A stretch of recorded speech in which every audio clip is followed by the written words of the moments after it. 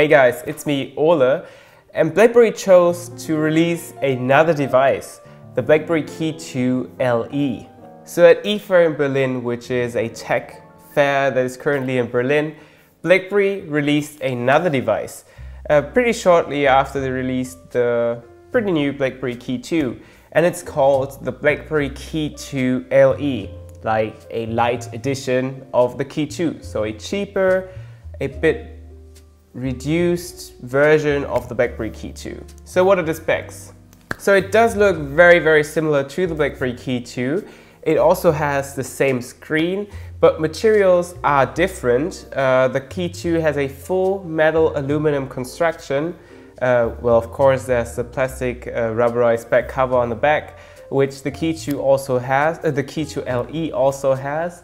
But the KEY2 LE is fully made out of polycarbonate, which is plastic. So the frame and everything is plastic. The back cover, as I said, is a rubberized material. It does look like it's a bit less slippery than on the BlackBerry KEY2, but I would have to feel that myself. And it's a bit lower powered than the BlackBerry KEY2. It has the Snapdragon 636 processor. It doesn't have 6 GB.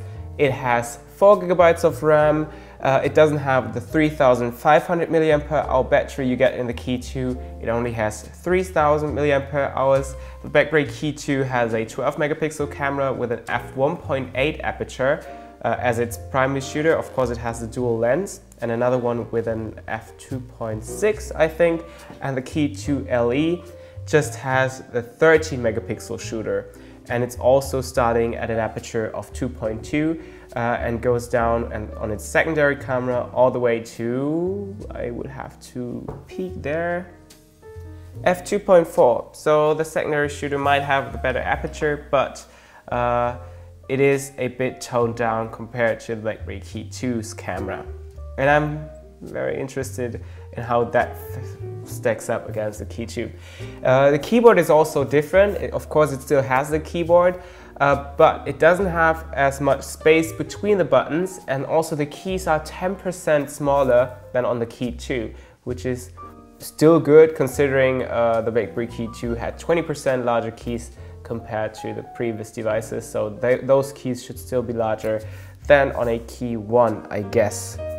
It also still has the fingerprint sensor and the spacebar, and it also has the speed key, but what it doesn't have is the touch-sensitive keyboard, which is kind of sad. The KEY2 LE is available in 3 different colors. In slate, which is kind of a bluish color. It's similar to the BlackBerry Motion, I think. It's also available in champagne, so a gold version, which is maybe for the Arabs or some Eastern market primarily, and of course a very cool edition, the Atomic Red edition, and that will be my pick as well because I think it just stands out from the crowd. It looks kind of cool, and it brings back the vibes of the old red editions like the BlackBerry Passport or the ones on the Z10. It's available in 2 different versions, storage-wise, in 32 GB as well as 64 GB. The 32 GB variant will be available from $399 and the 64 GB from $450. So, what do I think about the BlackBerry KEY2 LE? Well, I was pretty surprised they released a device like that. What do I think about it being so toned down? Well, I can see where they were going, because businesses might be more likely to invest in a bunch of phones for their employees because they're cheaper. Maybe people that didn't want to spend that extra premium on the keyboard as on the KEY2, they will now buy the KEY2 LE. But I think personally that they toned it down too much, because the things that really made out the BlackBerry KEY2 or the BlackBerry in general were the keyboard, of course, its battery life, and of course its productivity levels. And with the keyboard, they pretty much removed the thing that was the selling point, its touch sensitivity. So you cannot scroll on it, you cannot flick up suggestions, you cannot remove words with a flick from right to left, which pretty much means productivity to me, because you are much faster on the keyboard, and you can't even move the cursor around that you can do on touchscreen keyboards. So that for me takes away a bit of the productivity. With the battery, they removed it, like they removed 500 milliampere hours of it. So it's just a 3000 milliampere hour battery and not the 3500 milliampere hour battery you get in the Key 2. So less battery life means less display or screen on time, which also means less productivity. And another thing I'm not so sure about is they toning down the camera, because the BlackBerry Key 2's camera, I know I said it in my previous video and you all hate me for it, but it wasn't the best shooter to begin with. And now the BlackBerry Key 2 LE gets an even worse one, and I'm very excited on how that will stack up or just perform on Instagram stories or Snapchat stories, because it was a disaster on the Key 2. Well, not in everyday shooting, not uploading it to Instagram stories, but on Instagram stories the camera was an absolute disaster. So I'm very excited on how it will perform with the BlackBerry Key 2 LE.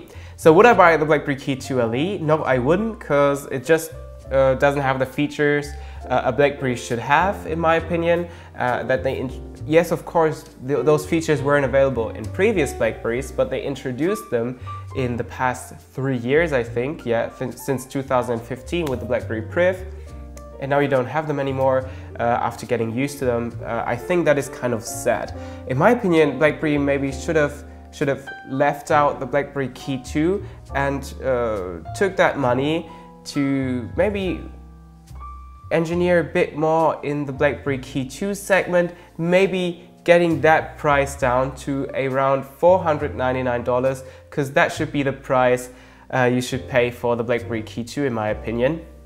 And even $399 or $450 for the BlackBerry Key 2 LE is a bit too much in my opinion, because if you compare it to other phones, yes, you say I shouldn't compare the devices to the BlackBerry devices to other smartphones, but I definitely think you have to, because it's a price segment where it's very, very overcrowded, and with new manufacturers putting a lot of awesome tech into their smartphones at a price range about $299 or $350, and they also use premium materials like metal that you don't get in the BlackBerry Key 2, and you don't have the awesome processor, you don't have the awesome battery. So yeah, I think they should have, as I said, took that money, put it into the Key 2 and get that money down, the price down to about $499, because that just would have made everything better in my opinion. People wouldn't be so put off by the price, and they wouldn't need to buy such a toned down version of the BlackBerry Key 2, which actually is the phone you want. I hope BlackBerry doesn't hate me after my last 2 videos, but if you like this video, make sure you give the video a like, make sure to subscribe to my channel if you want to stay updated with new videos. Also make sure you follow me on my social media channels, Instagram and Twitter, and we'll see us in my next video. Until then, bye!